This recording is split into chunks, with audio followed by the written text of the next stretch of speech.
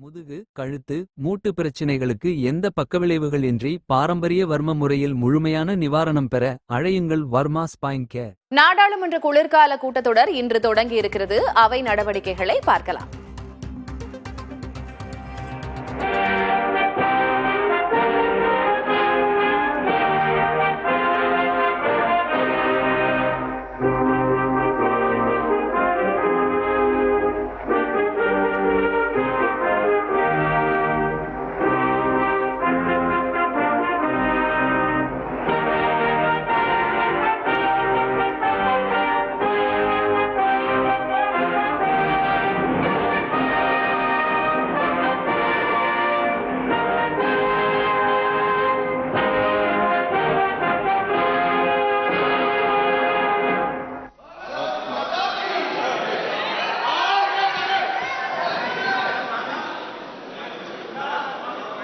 माननीय सदस्यगण,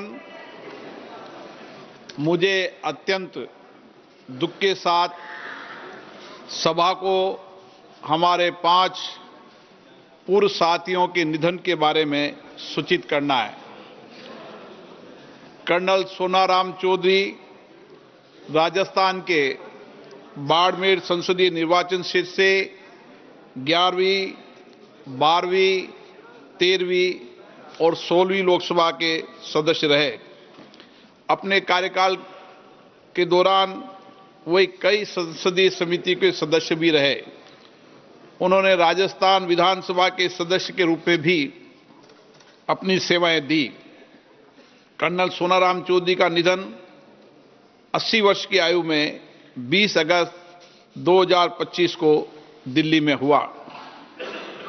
प्रोफेसर विजय कुमार मल्होत्रा राष्ट्रीय राज्य क्षेत्र दिल्ली के दक्षिण दिल्ली संसदीय निर्वाचन क्षेत्र से 6ठी, 9वीं, 13वीं और 14वीं लोकसभा के सदस्य रहे। वे वर्ष 1994 से 99 तक राज्यसभा के सदस्य भी रहे। प्रोफेसर मल्होत्रा ने लोक लेखा समिति, सरकारी उपकरण संबंधी समिति, परिवहन और पर्यटन संबंधी समिति, सरकारी आश्वासन संबंधी समिति के सभापति के रूप में अपनी सेवाएं दी। वे अन्य कई संसदीय समितियों के सदस्य भी रहे। वे 2008 से 2013 तक दिल्ली विधानसभा में नेता प्रतिपक्ष भी थे। प्रोफेसर विजय कुमार मल्होत्रा का निधन 93 वर्ष की आयु में 30 सितंबर 2025 को नई दिल्ली में हुआ। श्री रवि नायक गोवा के पणजी संसदीय निर्वाचन क्षेत्र से 12वीं लोकसभा के सदस्य थे। वे 6 कार्यकाल के लिए गोवा विधानसभा के सदस्य रहे तथा तत्कालीन गोवा, दमन एवं दीव विधानसभा के सदस्य भी रहे। उन्होंने क्रमशः गोवा के मुख्यमंत्री, उप मुख्यमंत्री के रूप में 2 कार्यकालों तक अपनी सेवाएं दी। वे गोवा सरकार में विभिन्न विभागों की मंत्री के रूप में भी उन्होंने सेवाएं दी। वे गोवा विधानसभा में नेता प्रतिपक्ष भी रहे। श्री रवि नायक का निधन 79 वर्ष की आयु में 15 अक्टूबर 2025 को गोवा में हुआ। श्री धर्मेंद्र राजस्थान के बीकानेर संसदीय क्षेत्र से 14वीं लोकसभा के सदस्य थे। वे कृषि संबंधी संसदीय समिति के स्थायी सदस्य रहे। श्री धर्मेंद्र ने भारतीय सिनेमा में 6 दशकों से நாடாளுமன்ற குளிர்கால கூட்டத்தொடர் தொடங்கி இருக்கிறது. மக்களவை சபாநாயகர் ஓம் பிர்லா தலைமையிலும், மாநிலங்களவை சிபி ராதாகிருஷ்ணன், குடியரசு துணைத் தலைவர் சிபி ராதாகிருஷ்ணன் தலைமையிலும் தொடங்கி இருக்கிறது. அவர் பங்கேற்கும், சபாநாயகராக பங்கேற்கும் முதல் கூட்டத்தொடர் இது என்பது குறிப்பிடத்தக்கது. அவை அலுவல்கள் என்ன என்று பார்த்துக் கொண்டிருக்கிறோம். விவரங்களை வழங்குவதற்காக டெல்லியிலிருந்து தலைமைச் செய்தியாளர் கணபதி இணைந்திருக்கிறார். கணபதி, இன்றைக்கு கூட்டத்தொடர் தொடங்கி இருக்கிறது. முக்கியத்துவம் என்ன? என்னென்ன முக்கிய விவகாரங்களை எதிர்க்கட்சிகள் இன்றைக்கு எழுப்ப இருக்கிறார்கள்? இன்றைய நாளின் அலுவல்கள் என்னவாக இருக்கும்? மாநிலங்களவை பொறுத்தவரை தமிழ்நாட்டை சேர்ந்த சிபி ராதாகிருஷ்ணன் இன்று முதல் மாநிலங்களவை தலைவராக செயல்பட தொடங்குகிறார். குடியரசு துணைத் தலைவராக அவர் தேர்ந்தெடுக்கப்பட்ட பிறகு முதல் முறையாக இன்று நாடாளுமன்றம் கூடுகிறது. ஆகவே நாடாளுமன்ற இந்த குளிர்கால கூட்டத்தொடர் அவர் தலைமையிலே மாநிலங்களவை செயல்படுகிறது என்பது குறிப்பிடத்தக்கது.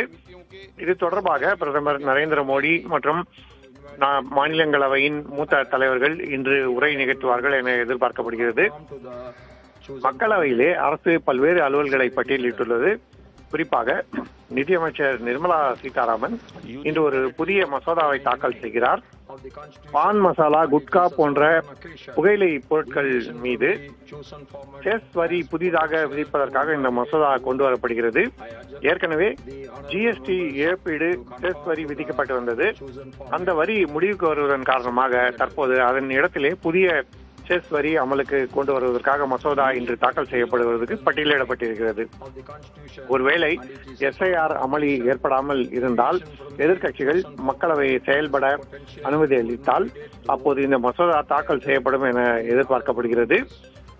இதன் மூலமாக திரட்டப்படும் நிதி சுகாதாரத்துக்கு பயன்படுத்தப்படும், அதாவது மக்களின் உடல் நலத்தை பேணுவதற்காக பயன்படுத்தப்படும் என தெரிவிக்கப்பட்டிருக்கிறது. இந்த மசோதா தாக்கல் செய்தவுடன் அதன் விவரங்கள் முழுவதுமாக தெரியவரும். பல்வேறு அம்சங்கள் பட்டியலிடப்பட்டிருந்தாலும் எதிர்க்கட்சிகள் முதல் கட்டமாக எஸ்ஐஆர் மீது விவாதம் நடத்த வேண்டும் என்று வலியுறுத்தி வருகின்றன. தேர்தல் ஆணையத்தின் சிறப்பு தீவிர வாக்காளர் பட்டியல் சீராய்வு நடவடிக்கை ஜனநாயகத்துக்கு எதிரானது என அவர்கள் குரல் கொடுக்க விரும்புகிறார்கள். தொடர்ந்து கண்டனம் தெரிவித்து வருகிறார்கள். ஆகவே இன்று மக்களவை மற்றும் மாநிலங்களவையிலே முதல் விவாதமாக அது நடைபெற வேண்டும் என அவர்கள் வலியுறுத்த இருக்கிறார்கள்.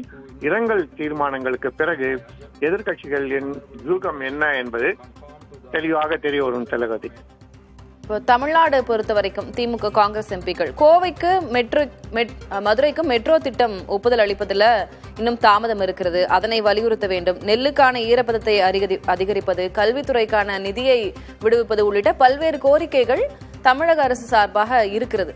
அந்த வகையில் திமுக எம்பிக்கள் அதனை எல்லாம் இன்றைக்கு வலியுறுத்துவதற்கான வாய்ப்பு இருக்கா?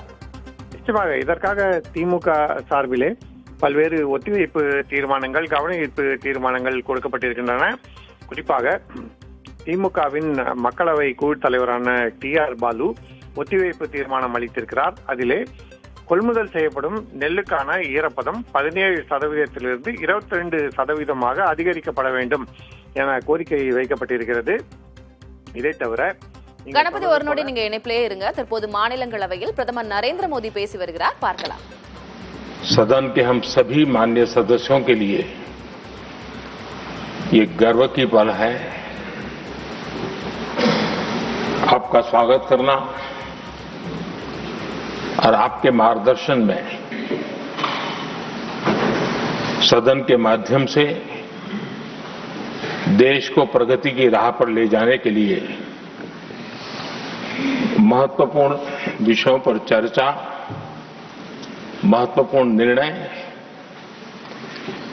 और उसमें आपका अमूल्य मार्गदर्शन एक बहुत बड़ा अवसर हम सबके लिए है।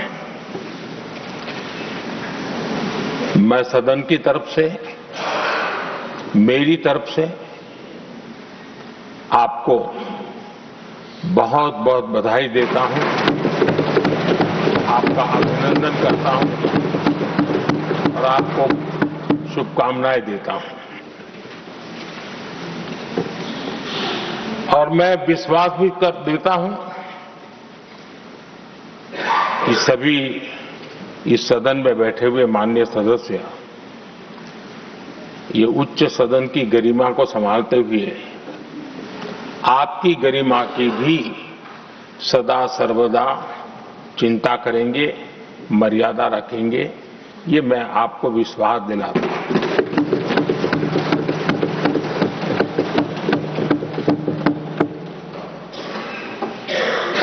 हमारे सभापति जी एक सामान्य परिवार से आ रहे हैं, किसान परिवार से निकले हैं और पूरा जीवन समाज सेवा के लिए समर्पित किया है। समाज सेवा ये उनकी निरंतरता रही है। राजनीतिक क्षेत्र उसका एक पहलू रहा है, लेकिन मुख्य धारा समाज सेवा की रही है। समाज के प्रति समर्पित होकर के जितना कुछ अपने युवा काल से लेकर अब तक वो करते आए हैं, करते रहे हैं, वो हम सभी समाज सेवा के प्रति रुचि रखने वाले लोगों के लिए एक प्रेरणा है, एक मार्गदर्शन है। सामान्य परिवार से, सामान्य समाज से, सामान्य राजनीतिक जहां अलग अलग करवट बदलती रही है, उसके बावजूद भी आपका यहां तक पहुंचना, हम सबका मार्गदर्शन प्राप्त होना, ये भारत के लोकतंत्र की सबसे बड़ी ताकत है।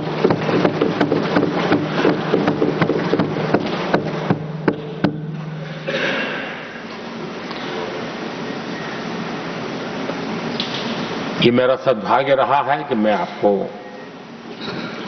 लंबे अरसे से परिचित रहा हूं, सार्वजनिक जीवन में साथ साथ काम करने का अवसर भी मिला है। लेकिन प्रधानमंत्री के रूप में जब मुझे यहां दायित्व मिला और जब मैंने आपको अलग अलग जिम्मेवारियां में काम करते देखा, तो मेरे मन पर अतिशय सकारात्मक भाव जगना बहुत स्वाभाविक था। क्वायर बोर्ड के चेयरमैन के रूप में हिस्टोरिकली हाईएस्ट प्रॉफिट वाली इंस्टीट्यूशन में कन्वर्ट करना, यानी आपका किसी संस्था के प्रति समर्पण हो तो कितना विकास किया जा सकता है और कैसे दुनिया में उसकी एक पहचान बनाई जा सकती है, वो आपने करके दिखाया। आपको भारत के कई क्षेत्रों बहुत कम लोगों को ऐसा अवसर मिलता है। आप झारखंड में, महाराष्ट्र में, तेलंगाना में, पुडुचेरी में राज्यपाल, लेफ्टिनेंट गवर्नर अलग अलग दायित्व संभालते रहे और मैं देखता था कि झारखंड में तो आदिजाति समाज के बीच जिस प्रकार से आपने अपना नाता बना दिया था, जिस प्रकार से आप छोटे छोटे गांव तक दौरा करते थे, वहां के मुख्यमंत्री बड़े गर्व के साथ इन बातों का जब भी मिलते थे जिक्र करते थे और कभी कभी वहां के राजनेताओं के लिए भी चिंता होती थी कि हेलीकॉप्टर हो या न हो, इसकी कोई परवाह किए बिना जो गाड़ी है आप चलते रहते थे, रात को छोटे छोटे स्थान पर रुक जाना। ये जो आपने एक अपना सेवा भाव था, उसको राज्यपाल के पद पर रहते हुए भी जिस प्रकार से आपने उसको एक नई ऊंचाई दी, इससे हम भली भांति परिचित हैं। मैंने आपको एक कार्यकर्ता के रूप में देखा है, एक सहयोगी के रूप में हम साथ काम किए हैं, सांसद के रूप में देखा है, अलग अलग पदों पर देखते हुए आज यहां पर पहुंचे। लेकिन मैंने एक बात महसूस की है कि आमतौर पर सार्वजनिक जीवन में पद पर पहुंचने के बाद कभी लोग पद का भार अनुभव करते हैं और कभी कभी प्रोटोकॉल में दब जाते हैं। लेकिन मैंने देखा है कि आपको और प्रोटोकॉल का कोई नाता ही नहीं रहा है, आप प्रोटोकॉल के परे रहे। और मैं समझता हूं सार्वजनिक जीवन में प्रोटोकॉल से मुक्त जीवन की एक ताकत होती है और वो ताकत हम हमेशा आप में अनुभव करते रहे हैं और ये हमारे लिए गर्व का विषय है। आदरणीय सभापति जी, आपके व्यक्तित्व में सेवा, समर्पण, संयम, इन सभी बातों से हम भली भांति परिचित हैं। वैसे आपका जन्म तो डॉलर सिटी में हुआ, और उसकी एक अपनी पहचान है। लेकिन उसके बावजूद भी आपने अपनी सेवा का क्षेत्र अंत्योदय को चुना। आपने हमेशा एक डॉलर सिटी के भी उस तबके की चिंता की जो दबे कुचले और कुछ वंचित परिवार थे, उनकी चिंता की। आदरणीय सभापति जी, मैं उन दो घटनाओं का जरूर जिक्र करना चाहता हूं जिसको कभी मैंने आपसे, आपके परिवारजनों से भी सुना है और जिसने आपके जीवन पर बड़ा प्रभाव पैदा किया है। बाल्यकाल में अविनाशी मंदिर के तालाब में आपका डूबने की संभावनाओं के बीच की अवस्था आपके लिए हमेशा रहा है कि मैं तो डूब रहा था, किसने बचाया, कैसे बचाया पता नहीं, मैं बच गया। और ईश्वर ने कुछ आप पर कृपा की, इस प्रकार का भाव आपके परिवार के लोग हमेशा बताते हैं। और दूसरा जो हम सब बहुत बारीकी से जानते हैं, जब कोयम्बटूर में लाल कृष्ण आडवाणी जी का यात्रा होने वाली थी, उसके कुछ समय पहले एक भयानक बम ब्लास्ट हुआ। शायद 60-70 लोग मारे गए। भयंकर बम ब्लास्ट था और उस समय आप बाल बाल बच गए थे। इन दोनों में जब आप ईश्वरीय शक्ति का संकेत देखते हुए अपने आप को समाज के प्रति अधिक समर्पित भाव से काम करने की जो आपने वजह के रूप में उसको कन्वर्ट किया, ये अपने आप में एक सकारात्मक सोच से बना हुआ जीवन का प्रतिबिंब है। आदरणीय सभापति जी, जो एक बात मैं जानता नहीं था लेकिन अभी मुझे पता चला, आप शायद अभी उपराष्ट्रपति बनने के बाद काशी गए थे और आपका काशी का दौरा था, तो एक सांसद के नाते स्वाभाविक रूप से मेरा मन वहां सब कुछ ठीक ठाक हो ही रहता है। लेकिन आपने वहां एक बात बताई जो मैंने सुनी, मुझे मेरे लिए नई बात थी। आपने वहां कहा कि आप वैसे तो नॉनवेज के आदी थे, लेकिन जब पहली बार आप काशी गए थे जीवन में और काशी में पूजा वगैरह की, मां गंगा को अपने आशीर्वाद प्राप्त किया मां गंगा से, और पता नहीं आपके भीतर एक संकल्प जगा और उस दिन से आपने तय किया कि आप अब नॉनवेज नहीं खाएंगे।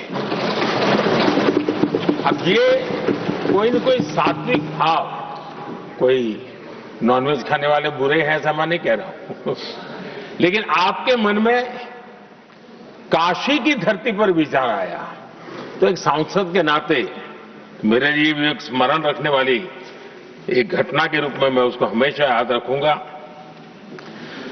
भीतर कोई न कोई आध्यात्मिक भाव जो इस प्रकार की दिशा में ले जाने की प्रेरणा देता है। आदरणीय सभापति जी, छात्र जीवन से आपकी नेतृत्व सामर्थ्य रहा है। आज राष्ट्रीय नेतृत्व की दिशा में आप हम सब का मार्गदर्शन करने के लिए यहां विराजमान है। यह हम सब के लिए गर्व का विषय है। आदरणीय सभापति जी, आप लोकतंत्र के रक्षक के रूप में अपनी जवानी में, युवा अवस्था में, जब किसी को भी सरल मार्ग से जाने का मन कर जाता है, आपने वो रास्ता नहीं चुना, आपने संघर्ष का रास्ता चुना।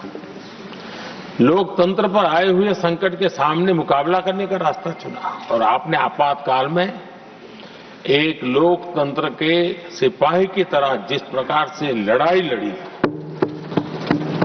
साधनों की सीमाएं थी, मर्यादाएं थी, लेकिन जज्बा कुछ और ही था। और वह उस क्षेत्र के सभी, उस सब पीढ़ी के नौजवान आज भी इमरजेंसी के खिलाफ की आपकी जो लड़ाई थी, लोकतंत्र के लिए आपका संघर्ष था, उसमें आपने जन जागृति के जो विविध कार्यक्रमों को अपनाया था, लोगों को जिस प्रकार से आप प्रेरित करते थे, वे हमेशा हमेशा के लिए लोकतंत्र प्रेमियों के लिए एक प्रेरणा देने वाली घटना रही। आप एक अच्छे संगठक रहे हैं, मैं भली भांति जानता हूं। आपने संगठन में जो भी दायित्व संभालने का अवसर आया, आपने उस जिम्मेवारी को चार चांद लगा दिए, अपने परिश्रम से लगा दिए। आपने हमेशा सबको जोड़ने का प्रयास किया, नए विचारों को स्वीकार करने का प्रयास किया, नई पीढ़ी को अवसर देने का प्रयास किया। ये हमेशा संगठन में आपके कार्य की विशारद रही।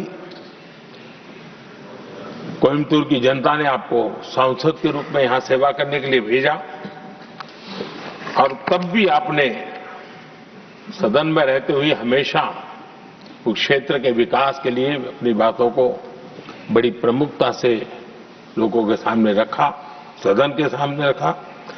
ये आपका लंबा अनुभव सदन में सभापति के रूप में और राष्ट्र में उपराष्ट्रपति के रूप में बहुत ही प्रेरक रहेगा, हम सबको मार्गदर्शक रहेगा। और मुझे पूरा विश्वास है कि मेरी तरह इस सदन के सभी सदस्य इस गौरवपूर्ण पल को जिम्मेवारियों के साथ आगे बढ़ाएंगे। इसी भावना के साथ मेरी तरफ से, सदन की तरफ से आपको बहुत बहुत शुभकामनाएं देता हूं।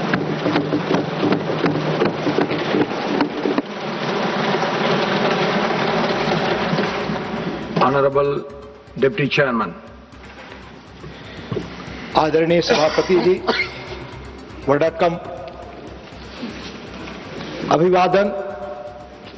यह सुखद संयोग है कि लगभग 7.5 दशकों बाद डॉक्टर सर्वपल्ली राधाकृष्णन जी, जो तमिलनाडु में जन्मे, देश के सर्वोच्च पंचायत के उच्च सदन के पहले सभापति और देश के पहले उपराष्ट्रपति बने, उन्हीं महान शख्सियत के उत्तराधिकारी के रूप में आज आप उसी महान विरासत और दायित्व को संभाल रहे हैं। आपका नाम भी वही है। कहते हैं आपके जन्म के 1 सप्ताह बाद आदरणीय राधाकृष्णन जी दूसरी बार उपराष्ट्रपति बने थे और उनके नाम पर आपका नाम रखा गया। आपको बहुत बधाई, आपका हार्दिक स्वागत। सभापति जी, आप तमिलनाडु से आते हैं, महान राज्य जिसकी संस्कृति, भाषा, हेरिटेज और कंट्रीब्यूशन पर मुल्क को फक्र है, जहां हजारों वर्ष पहले महान संत तिरुवल्लुवर ने तिरुकुरुल महान ग्रंथ लिखा। कुरुल 571वें में நாடாளுமன்ற குளிர்கால கூட்டத்தொடர் இன்று தொடங்கி இருக்கும் நிலையில் பிரதமர் நரேந்திர மோடி மாநிலங்களவையில் உரையாற்றியதை பார்த்தோம். துணை குடியரசுத் தலைவராக சிபி ராதாகிருஷ்ணன் பொறுப்பேற்றுக் கொண்ட பிறகு அவரது தலைமையில் நடைபெறும் முதல் கூட்டம் இதுவாகும். துணை குடியரசுத் தலைவர் தான் மாநிலங்களவை தலைவராக செயல்படுவார் என்பது நமக்கு தெரியும். இந்நிலையில் விவசாய குடும்பத்திலிருந்து எளிய பின்னணியிலிருந்து வந்த சிபி ராதாகிருஷ்ணன் இன்று துணை குடியரசுத் தலைவராக உயர்ந்திருக்கிறார் என்று அவர் குறித்து பிரதமர் புகழ்ந்துரைத்திருக்கிறார். நாட்டுக்காக தனது வாழ்வை அர்ப்பணித்தவர் அவர் என்றும் பேசியிருக்கிறார். நாடாளுமன்றத்தில் எதிர்க்கட்சி எம்பிக்கள் தங்களது கடமையை செய்ய வேண்டும் என்றும் எதிர்க்கட்சிகளுக்கு பிரதமர் வேண்டுகோள் விடுத்திருக்கிறார். அவர் பேசியதை பார்த்தோம். மாநிலங்களவையில் ஒருபுறம் இவ்வாறு அவை நடவடிக்கைகள் இருக்க, மக்களவை பகல் 12 மணி வரை ஒத்திவைக்கப்பட்டிருக்கிறது. எதிர்க்கட்சி எம்பிக்களின் அமளி காரணமாக மக்களவை ஒத்திவைக்கப்பட்டிருக்கிறது என்ற அண்மை செய்தியையும் பார்க்கிறோம். முதுகு, கழுத்து, மூட்டு பிரச்சினைகளுக்கு எந்த பக்கவிளைவுகள் இன்றி பாரம்பரிய வர்ம முறையில் முழுமையான நிவாரணம் பெற அழையுங்கள் வர்மா ஸ்பைன் கேர்.